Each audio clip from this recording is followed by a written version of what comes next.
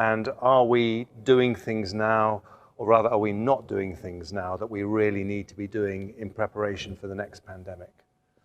Yeah, so it was 2015 that I gave the TED Talk and wrote a number of papers titled "We're Not Ready for the Next Pandemic."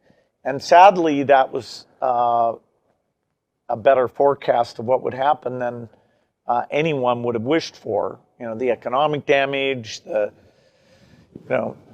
deaths, it's been completely horrific. And I would expect that will lead the R&D budgets to be focused on things we didn't have today. You know, we didn't have vaccines that block transmission.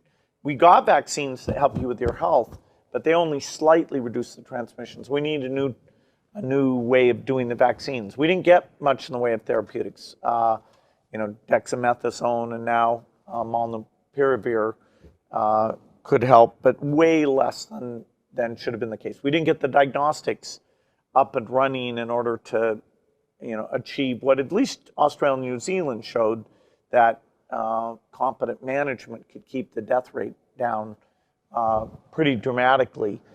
And so I'm hoping in 5 years I can write a book called, We Are Ready for the Next Pandemic. But it'll take tens of billions in R&D that the US and the UK will be part of that.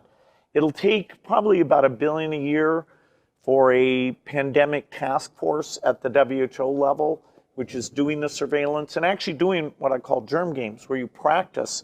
You say, okay, what if a bioterrorist brought smallpox to 10 airports? How would the world respond to that? That there's naturally caused epidemics and bioterrorism caused epidemics that could even be way worse than what we experience today. And yet the advances in medical science should give us tools that we could do dramatically better. So you'd think this would be a priority. The next year will be where those allocations have to get made, including this global pandemic task force.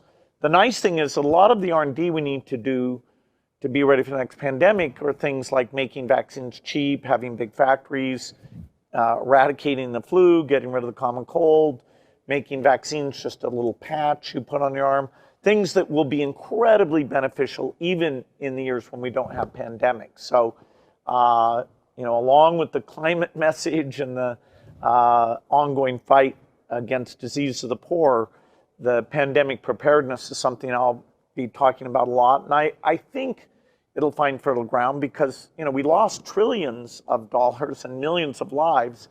And, citizens expect their governments not to let that happen again.